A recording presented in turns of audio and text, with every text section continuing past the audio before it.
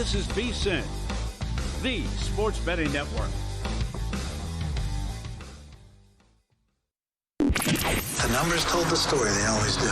It's one of those idiots who believe in analytics. This is a numbers game with Gil Alexander on VSiN. Good. What day is it? Wednesday morning. Wednesday morning.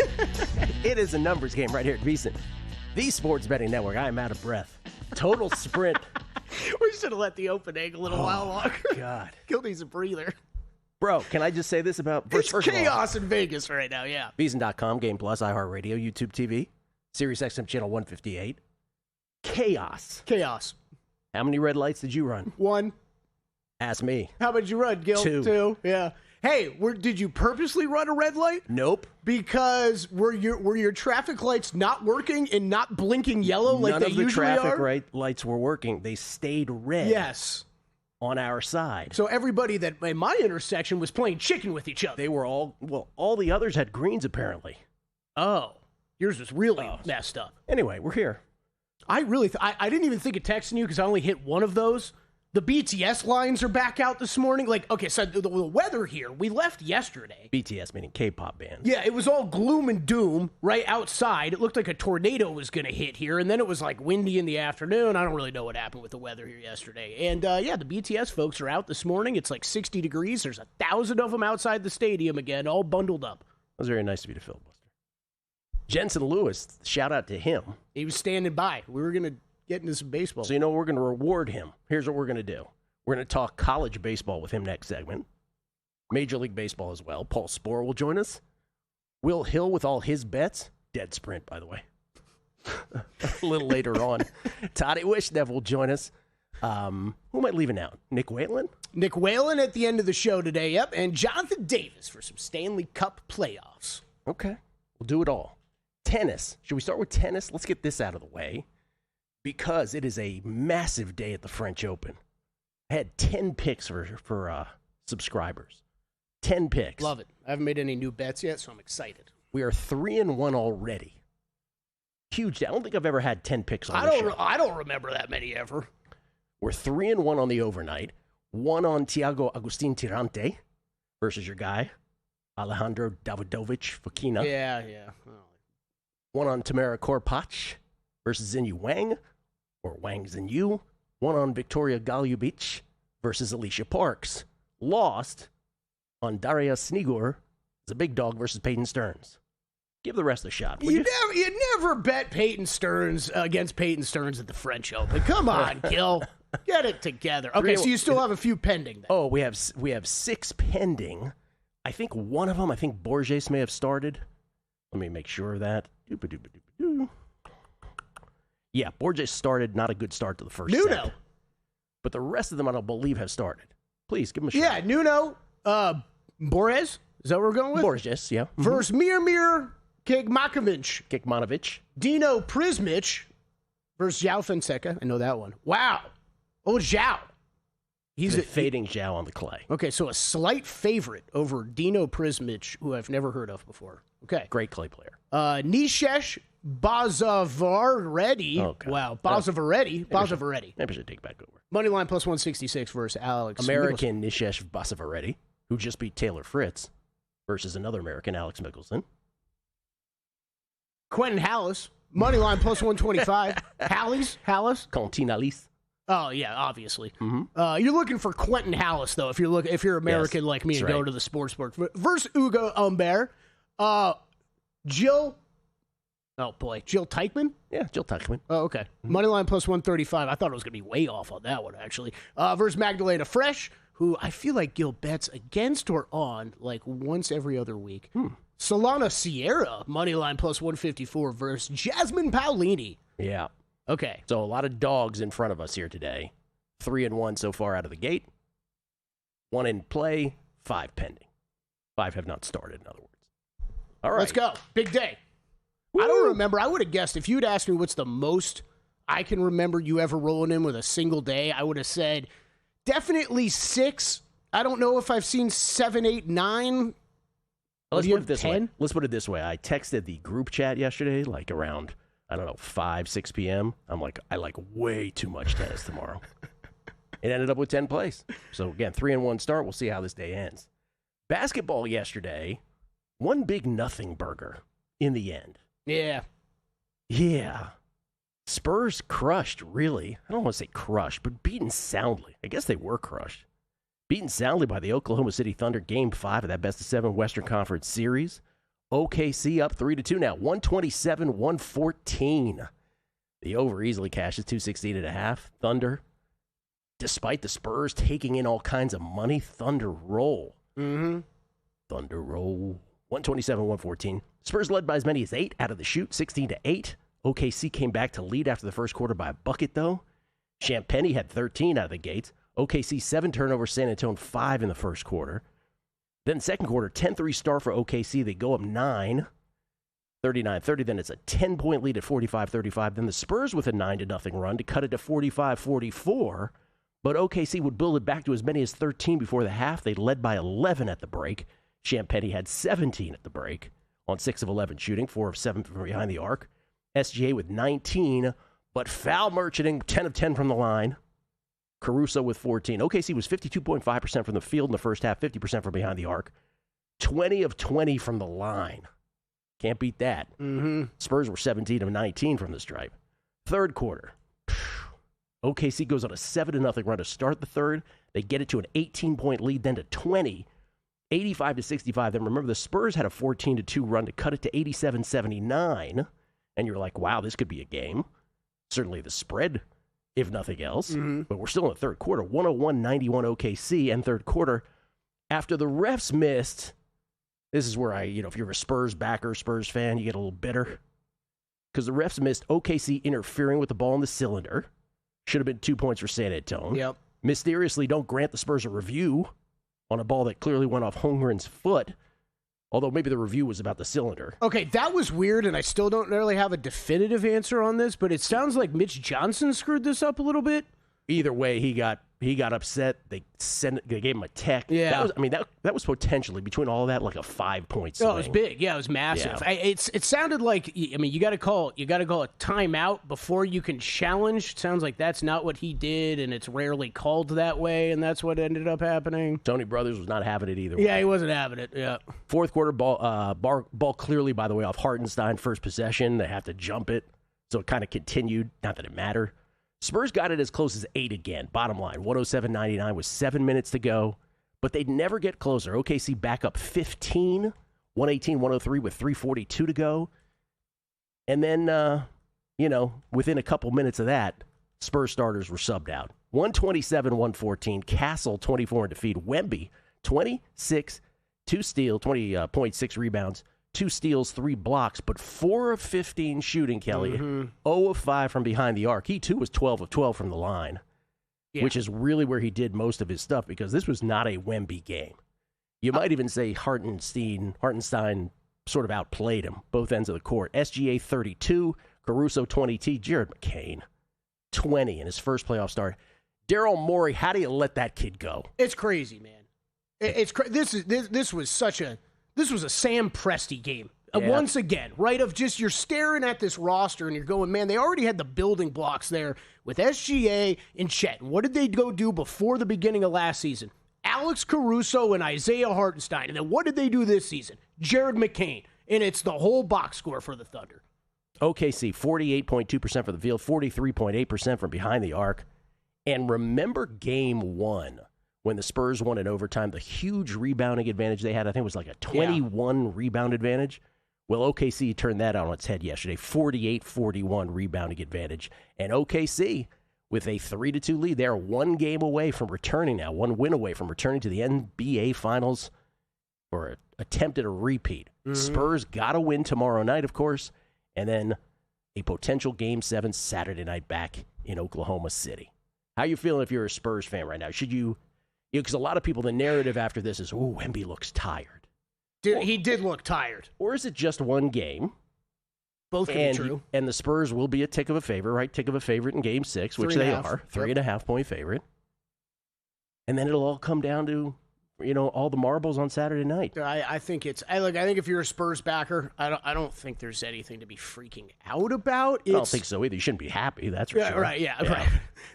I mean, here's the other. I think I thought Wemby looked tired. But guess what? Wemby looked tired in Game 3, too, and he bounced back in Game 4. So I don't think there's any reason why we can't expect him to bounce back in Game 6. But look, it was biggest game of his life, and it was a bad game. There's no other way to say it. Wembanyama made 4 field goals. He did not play well defensively either. One of the worst defensive games I can remember from Wemby in a long time.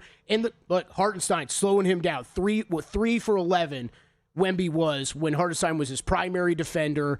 It was not a good night, and I expect him to be better at home. I'll probably be on the Spurs. I didn't bet it on open last night. We'll see where this money goes. But, yeah, I do expect him to bounce back and the Spurs team to be better at home. Of course, the winner, or I should say the Knicks awaiting for the winner, Knicks with a 9-day layoff. And where do you stand on the rest versus rust? I think the rust more. It's funny, I was talking to a Knicks fan yesterday. You and I have talked about this on air. Is there a more delusional fan base, right? Yeah. Right. And now it's the ultimate because for the first time in 27 years, they've returned to the NBA Finals. Did I go through those scores yesterday on the show? I did. Yeah. With the Spurs, just a totally different basketball game in 1999. It's funny. No, those we didn't go through. Oh, we didn't go through. By the way, 1999, I'll have to find them. But the scores were startling back then. But the point I'm saying is I think that the rest is the last thing they want. You agree with that. But it's funny talking to Knicks fans. They're like, boy, we really think we have, and he couldn't believe my take on it. He couldn't believe I was like, I don't know, the rest is bad. These two teams, San Antonio and OKC, are on a different level. He was like, wow, you really doused me with water. And I'm just like, you really don't see it like this? Yeah. It's funny to observe. I mean, I think most teams you'd want the rest, but no, not the way this Knicks team's been playing. It's a historic 10, nay, 11 game run for the New York Knickerbockers. Jensen Lewis, college baseball. Looking forward to this. And Major League. Next. Racetrack Television Network brings you every race, from every track, on every screen, every day. With monthly packages starting as low as $5, RTN gives you great value and access to more live HD streaming and race replays than anyone. Visit RTN.tv today to sign up and watch on almost any device, including Roku and Amazon Fire. Use promo code TRYRTN for a 5-day free trial. This is VSiN, a network of sports betting analysts, writers, hosts, and handicappers, all here to help you become a more confident bettor. We broadcast live every day from Las Vegas, the sports betting capital of the world, and from studios across the country, giving you insight from every angle of the action. Take VSiN with you wherever you go with the VSiN Watch app, or catch us on streaming platforms and regional sports networks.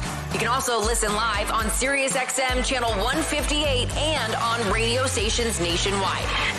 Check out VSiN.com as well for betting tools, exclusive betting splits, AI-powered player prop projections from Opta, pro picks for every game, plus in-depth betting guides and articles built to give you an edge. From sharp betting analysis and daily best bets to insider interviews and expert breakdowns, VSiN is your trusted source for everything happening in the world of sports betting. See everything we have to offer at VSiN.com and become part of the Sports Betting Network. Coming up on the next edition of Follow the Money, we break down what happened Tuesday in the NBA and NHL Conference Finals. Plus, we look at Game 4 between the Hurricanes and Canadiens. There's another loaded Major League Baseball slate with early games we'll be tracking live and plenty to preview for Wednesday night. Matt Humans joins the program with his best bets for the weekend. Follow the Money, 4 to 7 p.m. Eastern on VSiN, the sports betting network, now on SiriusXM Channel 158. Check out the website for all of our betting tools and analysis, or get the VSiN Watch app.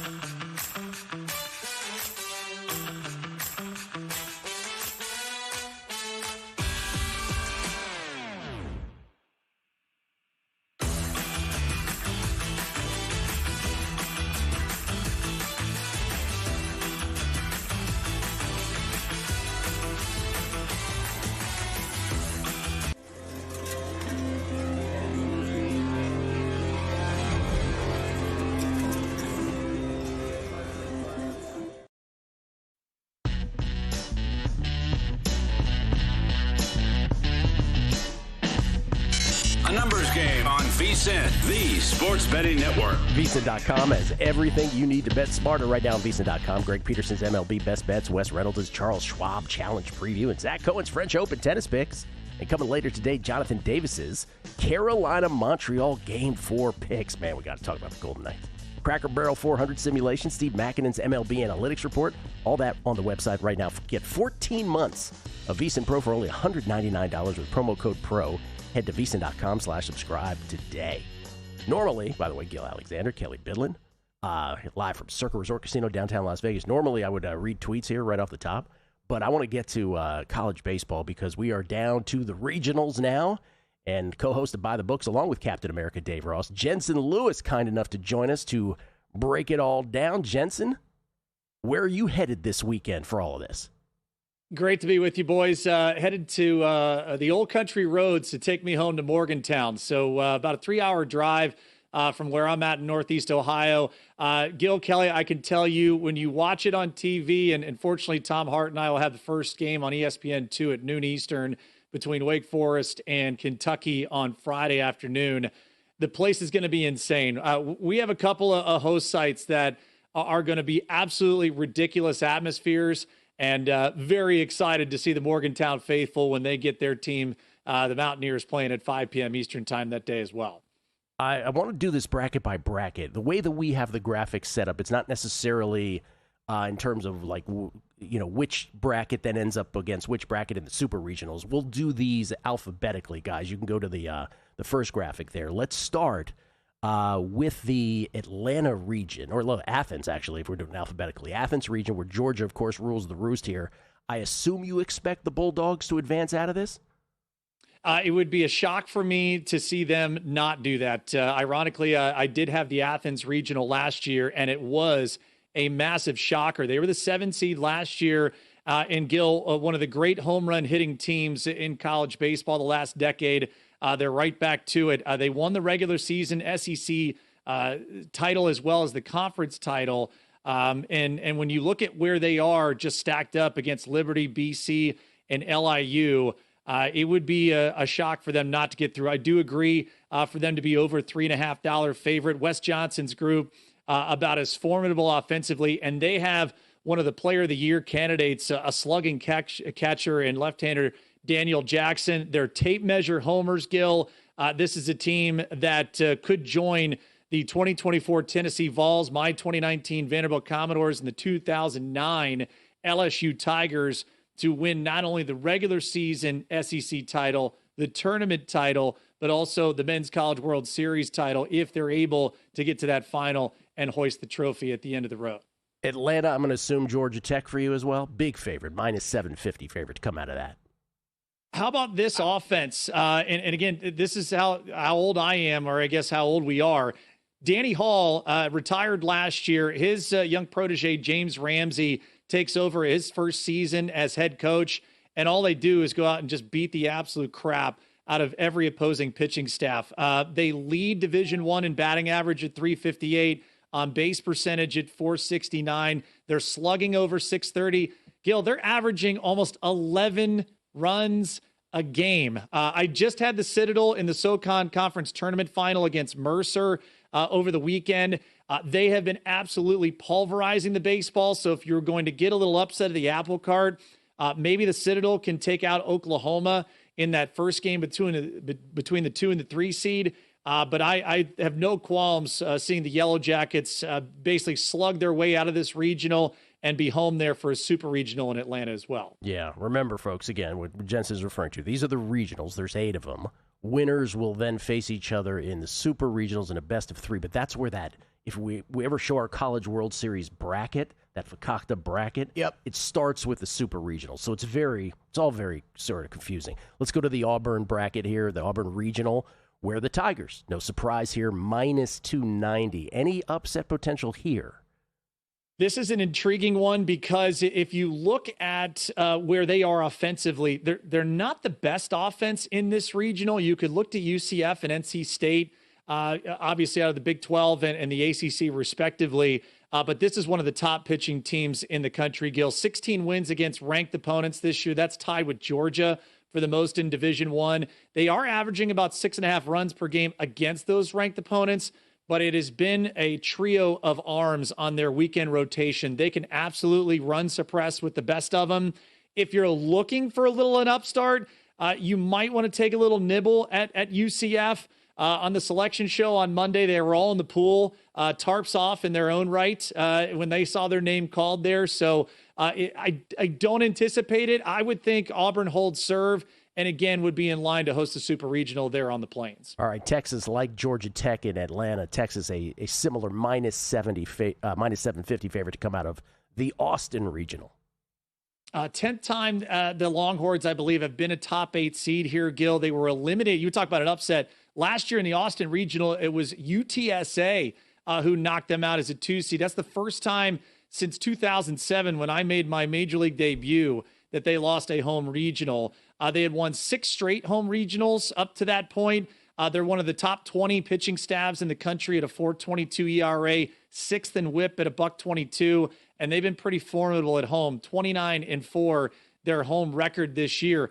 Gil, I'll highlight this because I think people need to realize in the betting terms, when you're a regional host, since 1999, it's been about a 66% conversion rate to not only get to super regionals, but those super regional hosts have gotten to Omaha at a 70% clip. So that's why you look at not only the top 16, but particularly the top 8 seeds. It's an automatic home field advantage if you win your regional into a super.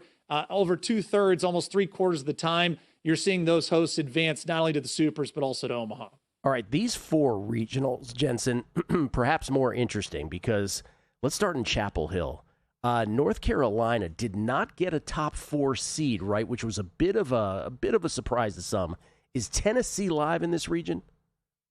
North Carolina got a 5, so they are the number 5 national team. But you're right, Gil. Of the top 8, the committee did them no favors whatsoever with the road that they've got to go through. Tennessee, obviously, we know a very battle-tested group. They've actually played a lot better here down the stretch. And East Carolina, Cliff Godwin's group, just find a way in, man. They're very dangerous. We're used to seeing them. My old pal Gavin Williams, now ace of the Cleveland Guardians staff, one of the top draft picks for Cliff Godwin the last handful of years. You're looking at a North Carolina team, though, built on pitching. They have 2 pitchers in the top 10 in Division I in ERA. Caden Glauber and Jason DeCaro are 3rd and 10th, respectively.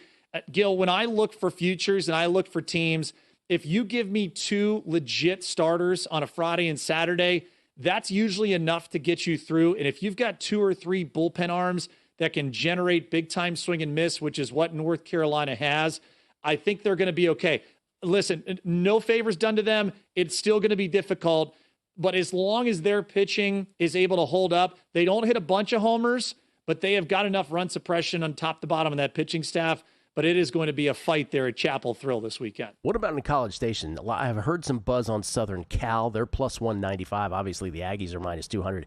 Any love from you for USC? Okay, so I have a 50-1 future from earlier in the year on USC. Remember, they were out to an unbelievable start. 22, 23-1. They were one of the hot shots at the beginning, along with UCLA. They've tailed off just a little bit, but if you're looking at a team that it could give the Aggies a little bit of run, they probably could. Here's the problem, Gil. If A&M's offense is what it's been for most of the year and they get right, this team can beat anybody offensively any given night. So I would still lean the Aggies to come out, but Southern Cal will provide some resistance. Ducks and Gators in Eugene and Gainesville, or you see some challengers there, legit challengers? Man, the 2 teams that hate each other, right? Oregon State. They both could be 1 seeds. So you get the rivalry there. And boy, I wish Dax Whitney were healthy, man. One of the top draft potential picks here upcoming. The arm injury sucks because not only the high 90 to triple-digit fastball, but again, that rivalry of the old Pac-12 days between the Ducks and Oregon State. I'll tell you what, Oregon gave UCLA all they could handle in the Big 12 tournament, or the Big 10 tournament, I should say. I would say whoever wins this one between Oregon and Oregon State is going to give Texas a real run for their money if it is indeed an Austin Super Regional. All right, we should have had another segment for you to do the other 8 regionals. Let me just ask you these 2 questions and close. How many SEC teams are we getting out of the 16 super regionals? How many SEC teams do you think we'll see, and who wins it all? Okay, so I have a 45-1 ticket on Florida, and I think they're my pick right now. Aiden King, Liam Peterson, the way that rotation has been in the back end of their bullpen, they got a couple of guys that can run it up triple digits. Middle of that lineup now with Blake Sear, Kyle Jones at the top, Caden McDonald. They're going to be a handful. I love Gainesville and Kevin O'Sullivan to get there. They're my pick to win it this year. Okay. Jensen, appreciate the backup. Buy the books Monday through Friday, along with Dave Ross. You keeping Dave in check, by the way? You doing okay with him? We're trying to. It's a day in, day out process. My friend Captain America takes no prisoners. Day by day. That's right. Is the response. Got Ludwig sweats this weekend. At JLew50, by the way, for Jensen. JLEW, spell out 50 for his Twitter. Thanks, Jensen. Appreciate it. Coming back on a numbers game. The biggest contest we've ever seen. Seriously, what's the guarantee? They're still talking about it. I think it's time to put the rumors to rest.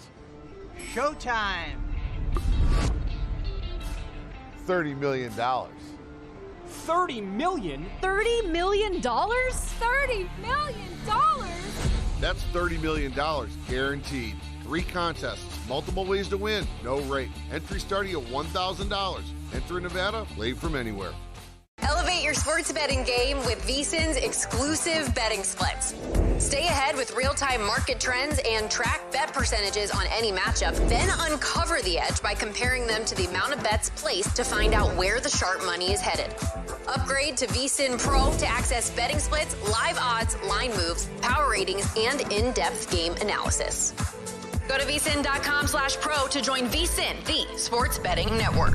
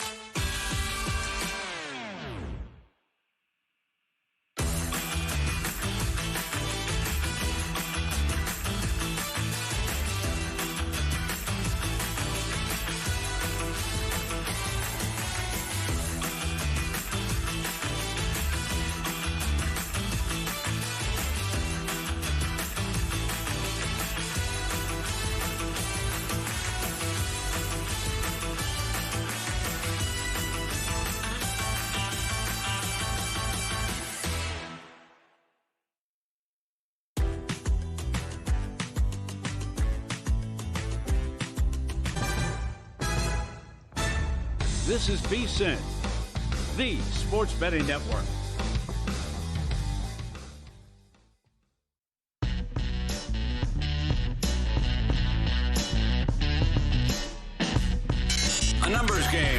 VSiN, the Sports Betting Network. Circa's 2026 football contests are open. You don't have to live in Las Vegas to play. After your required in-person registration, Winner's Circle Proxy handles your weekly submissions so you can make your picks from anywhere in the country.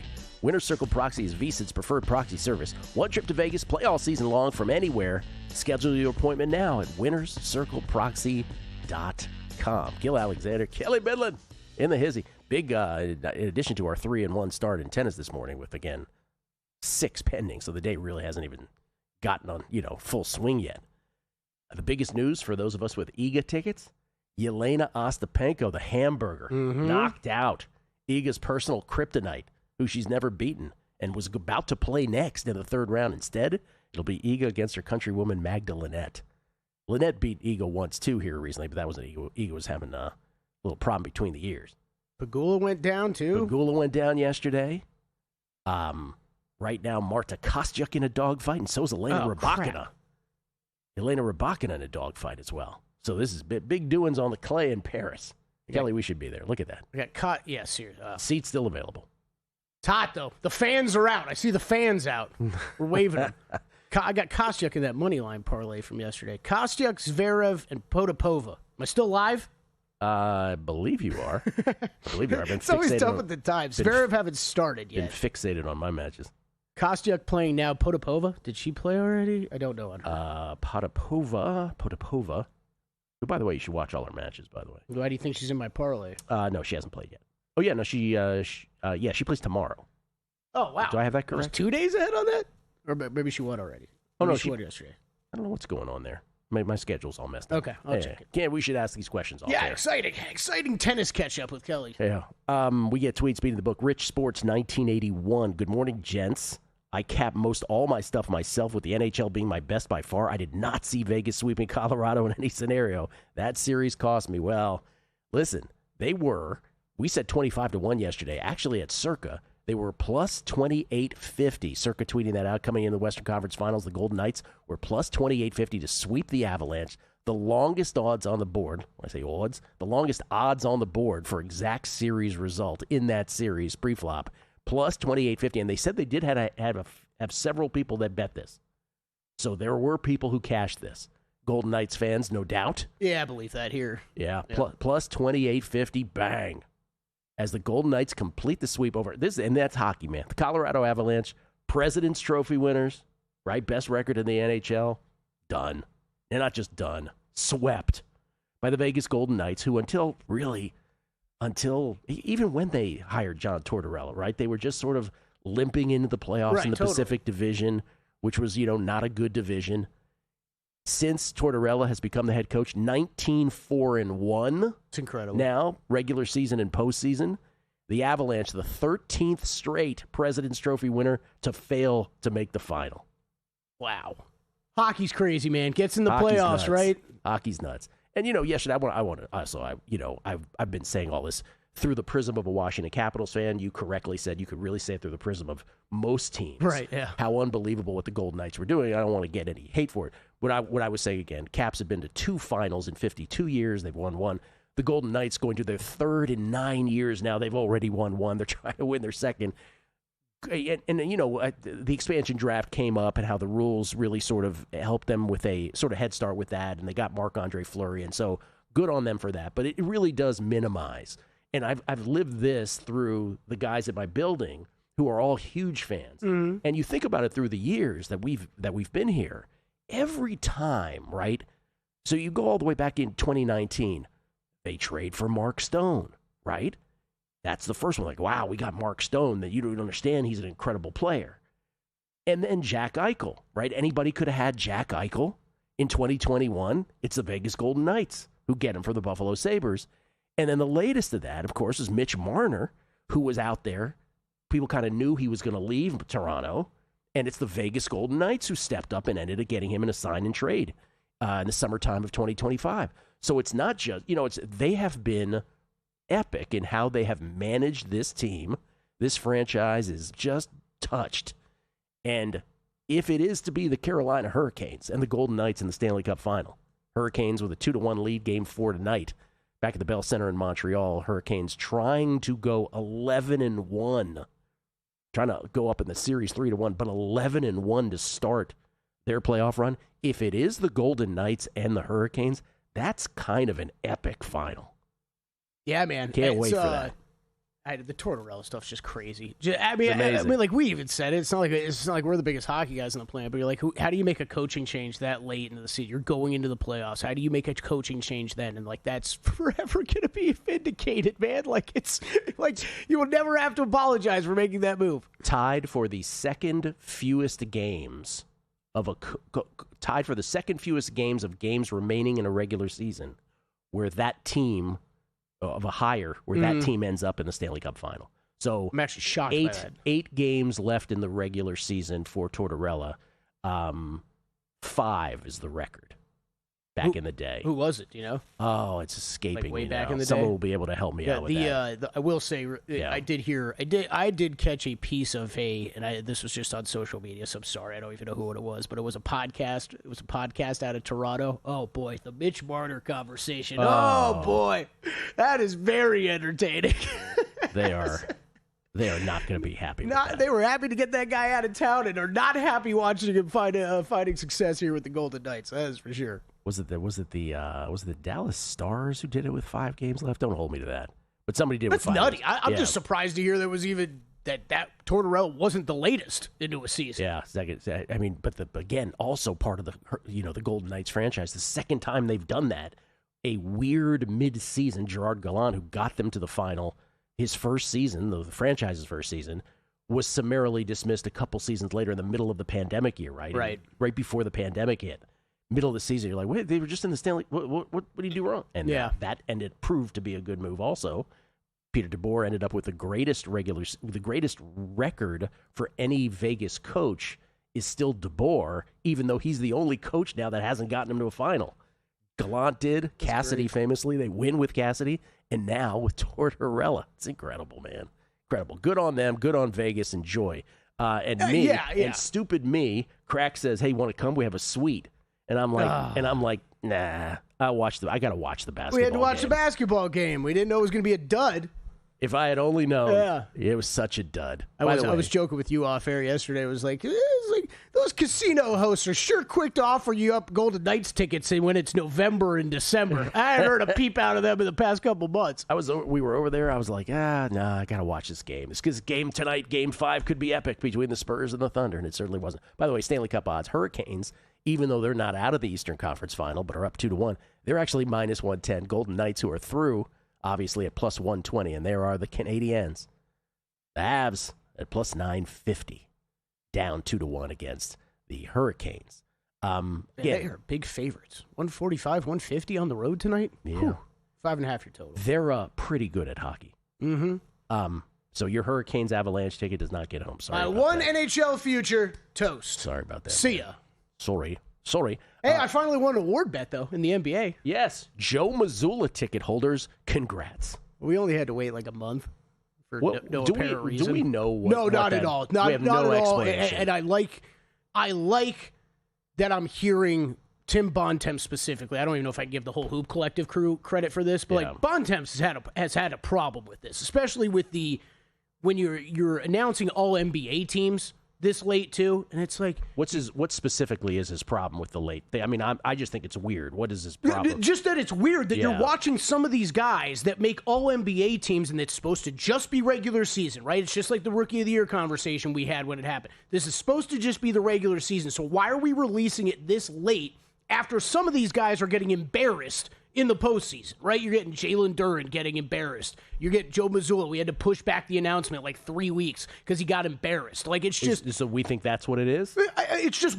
He doesn't know either. It's just, why don't you just announce these right after? I loved the tweet we got. Forgive me, I can't remember who wrote it, but they were like, do you think it's because Mazzulla said he doesn't care to have it, so they had to had a discussion with him at some point? Like, hey, look, you're going to win this and you're going to like it, buddy. You wanted to say something else about the NBA? Something right off air you said? Oh, I got Finals MVP stuff. Oh. We don't Western Conference Finals MVP. I want to talk to you about this next segment. We don't have that in town anywhere. I can't find it, but there's things. Western Conference Finals MVP. Yeah. Is Caruso live? That's where I'm going with this. This is where what was this? All of yesterday or 2 days ago? We were like, this is SGA or Wemby. There's no way in hell. Well, Will Hill, by the way, is coming up on the show. He's all over. He has a Caruso ticket. You bet him after game one, right? Yeah, he bet him after game one. I think 75-1. Okay. Shai Gilgeous-Alexander. 26.2 points per game, 9.8 assists. That's great, right? Yeah, that's great. Pretty good. He's shooting 38% from the field. 38% from the field. Alex Caruso, 57% from the field. He's 58% from three-pointers on like 18 of 28 shooting threes. He's been a part of the Wemby defense. There's a case here, and he's 50-1. Of course there's a case. I mentioned Iguodala yesterday. It's not the same thing. Iguodala did it primarily on defense, right? But it feels like that kind of year. If, large two-letter word, OKC ends up winning this, of course. Coming back, we'll continue that next on A Numbers Game. VSiN's player prop projection tool is now available for the NBA. Get projections for points, assists, rebounds, and more powered by Opta AI. On VSiN.com/NBA props, we line up our projections against the latest DraftKings odds so you can quickly spot mismatches and find value before the market adjusts. The NBA player prop projections tool is available exclusively to VSiN Pro subscribers. Check it out now at VSiN.com/NBA props and join us on the Sports Betting Network. Your favorite VSiN shows and personalities are now available to download as podcasts. Catch every hour of our live broadcast with VSiN Best Bets, or find your go-to show and download it directly. Get instant reactions to last night's games, sharp analysis on today's biggest matchups, and everything in between. Whether you're commuting, working out, or just catching up, VSiN lets you take the action with you wherever and whenever you want. Search VSiN on your favorite podcast platform and get in on the action with VSiN, the Sports Betting Network.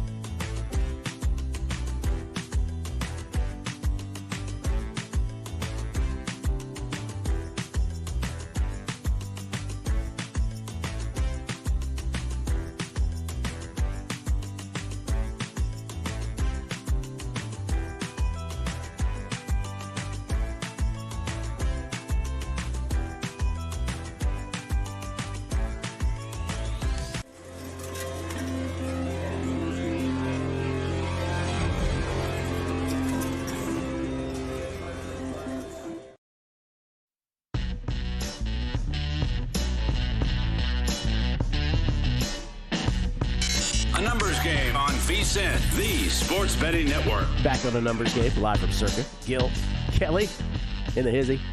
Shrek McPhee on Twitter. Ega Path just opened right back up. Hashtag Hamburglar. Listen, we have to do. I call Yelena Ostapenko the hamburger. Mm-hmm. Drew has incorrectly misappropriated her to the Hamburglar, which is funnier. Which actually. is funnier because it makes no sense whatsoever. Not that mine it did. only makes sense if you know your joke That's ahead right. of time. So Yeah. now, so Shrek said hashtag Hamburglar. Patrick Kelly, you think your commute this morning was bad? This will make it way better. Or, oh, dear God, what are we doing less than 2 years away, if that? What he is referring to is, you're familiar with the cartoon, this is before your time, the Jetsons? Oh, I love the Jetsons. There's companies working on this. You're talking about vehicles that hover over ground? I'm telling you, man. Yeah. The future's almost here. I wouldn't have to deal with those traffic lights, would I? Wake me up when I can, teleport somewhere. I'm all about teleport technology. Again, I would... Point A to point B, right like that. I got to get in a hovercraft? What are we doing with all these roads and cars and everything? So you're in favor of the Beam Me Up Scotty? Yes, I would like the Beam Me Up Scotty. I don't really need to, I don't know. Beam What me am I up, have to go? Scotty. 20 years from now, I have to go buy a Tesla flying machine? That sounds safe. Again, I just want to say this. I know this is a national show, but for those in the Las Vegas area today, we'll never find out the information on this. But I would imagine the traffic collisions are going to be in full force. We're on Las Vegas local radio right now. Be safe out there. That's really the biggest mess. Be safe out there. I mean, South Florida, this used to happen all the time, right? You hit an intersection, it's the blinking yellow lights because there's weather. You don't get that in Las Vegas. I mean, we hit reds. It was reds everywhere. The only thing more dangerous than that is if it's greens everywhere. Reds for 5-6 minutes at a time while everybody else was going. Mine were red at all four sides. We have to get the footage, security cameras of Circa of me sprinting from the parking lot down the escalator. All that. J-Rod, Hamburglar out. Oh, it's already transformed. It's migrated. Hamburglar out. This is from Pre-War Collector. Gil, every New York-based team, not just the Knicks, has a delusional fan base, and I'm a Yankee/Giants fan. You know what I saw? Thank you, Pre-War Collector, for the honesty. You know what I saw a good tweet about the other day? I forget who sent this out, but it's it was what is it about the Knicks? It's amazing because it's something about the Knicks. Because there are I think you could argue that there are deeper fan bases for the Yankees and Giants, but when the Knicks make the playoffs, there is something about the Knicks. Well, the Yankees and Giants also win championships historically, right? That's what it is, right? So they've won championships. If you're what's the other one? Jets, Mets, that's a little more of a defeatist, sort of fan base, even though, of course, the Mets have won. Jets not since the 60s. But the Knicks one is particularly amusing to outsiders because you haven't won anything in over 50 years. Calm down. You're not the center of anything, and your arena's not the mecca of anything, and your city's not the center of anything basketball-wise. I love it. I love it. He says growing up in D.C. I think anytime there's a massive fan base like this, that I think it's okay for us to root against them suffering for a little bit, but it's fun to see when things all come together. Chris Heath, as a Warriors fan in the late 90s, you had to latch onto a playoff team. I love that Knicks team with Spree, John Starks, LJ, Marcus Camby, Allen Houston. Yeah, I forgot Grandmama was on that team also. I mean, that was after MJ days, right? That was the first team I went to, kind of fan-wise. He says, I believe they were an 8 seed. Yes, and I forever hated the Spurs after that. Was Tim Duncan a rookie? Was Duncan a rookie on that team?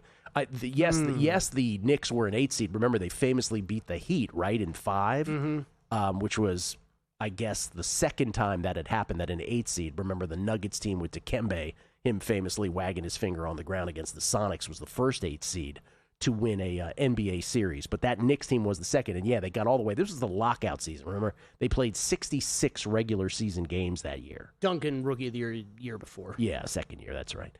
Patrick Kelly adds at PK Mountain Steeler Den. He says, yeah, go Mountaineers. That's the mountain in my name. Safe drive and enjoy the pepperoni rolls. Talking about Jensen's segment. James Sott, I wasn't worried. I'm lying. But the hamburger is out, and Eagle won't play her Friday. He said hamburger. He said the correct way. Brian Point Schaefer, Gil, what's your handicap on this French 17-year-old phenom Kwame? Home country won his first round match.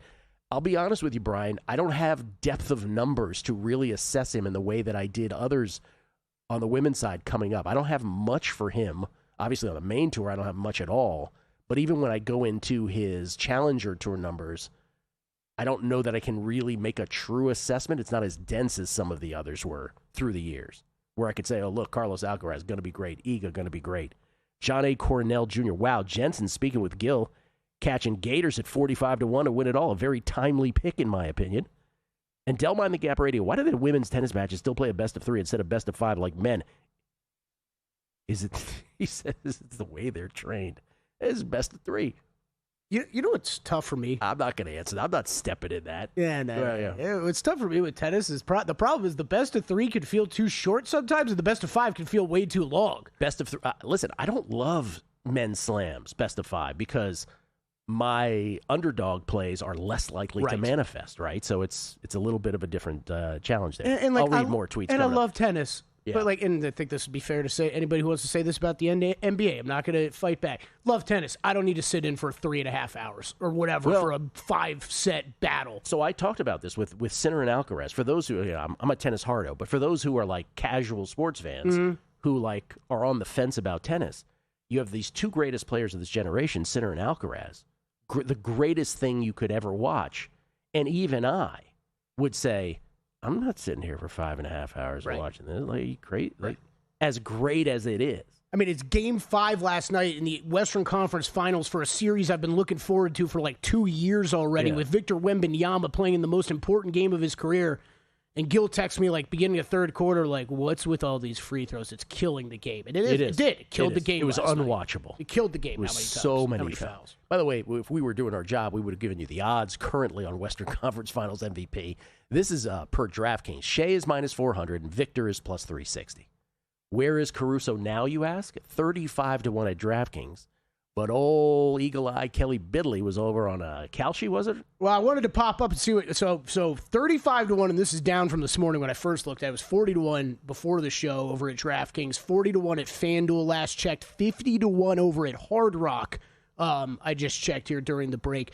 But I wanted to see what old Kalshi had to say about this, and he is a little over 17-1 at Kalshi, which makes a little bit more sense to me. Mm-hmm. I mean, look, it's the. Are we going to get lazy in this and just go with one of the stars? Probably. But, like, we're talking about odds here, right? We're talking about 50-1, 40-1. And, like, I'll counter that counter by saying it's also not the NBA Finals, right? It's the Western Conference Finals. That too. So I wonder if voters would be more likely to bet for the rando. Okay, and it's fairer for us to wonder because we don't have a ton of history on this award, really right? Don't. I'm just talking. I think that's fair. Oh, no. I also think it's fair to wonder, is it easier for the anti-Shea people, is it easier to show up now instead of the finals? Because you don't want to ruin like an NBA Finals award, MVP award? Can I read the Chris Massaro tweet? Can I read the Sure. Chris Massaro tweet? The Chris Massaro, who's been on this network many times. I think he's in Humans contests a lot as well. I've had one interaction with him on Twitter. It didn't go well, but we made nice afterwards. But Chris is, I think he represents a lot of sort of NBA viewers here on this, where he said he went a little strong, I'll say, but just to give you an idea, if you're not an NBA super fan, he says, this is his tweet, SGA even good? 3 question marks. 16 points from the line. Give me a break. What in the world did he do tonight to deserve 17 free throw attempts? The most overrated team in the history of the NBA. Let me guess, Scott Foster will be there for Game 6. He adds. The memes make themselves. So now I don't know if he has a Spurs bet. I don't know if he's being emotional there or whatever, but I understand where he's coming from. Sure. It is not an aesthetically pleasing brand of basketball. And so, yeah, there is probably a voter or two in there, or maybe there isn't, right? Maybe they are going to be lazy. And then, again, OKC still has to win this series. Let's be clear, right? Right, yes. Let's be clear about that. We should be very clear about that, yeah. But let's say the Spurs win Game 6, or even if they don't, whatever happens. If Shea doesn't have an outstanding final game, whether it's Game 6 or Game 7 and an OKC victory, that door is wide open for Caruso if he does anything. The regular season MVP who shot over 50% from the field is shooting 38% in the Western Conference Finals. And the flops are insane. And it's just, there has to be some kind of backlash against that. Doesn't there? He says, question mark? I don't know. I don't know, but I like Caruso. I like those long odds. I don't know that I'd be betting at 17, 35, 40, 50. Will was on it early. I mean, yeah, it's dicey. You're talking about a guy off the bench. 2 games ago, he did nothing. He had 1 shot 2 games ago. Like that will also be in the minds of voters. But Kendrick Perkins calls Alex Caruso. Do you hear that? What his superlative comment about Caruso?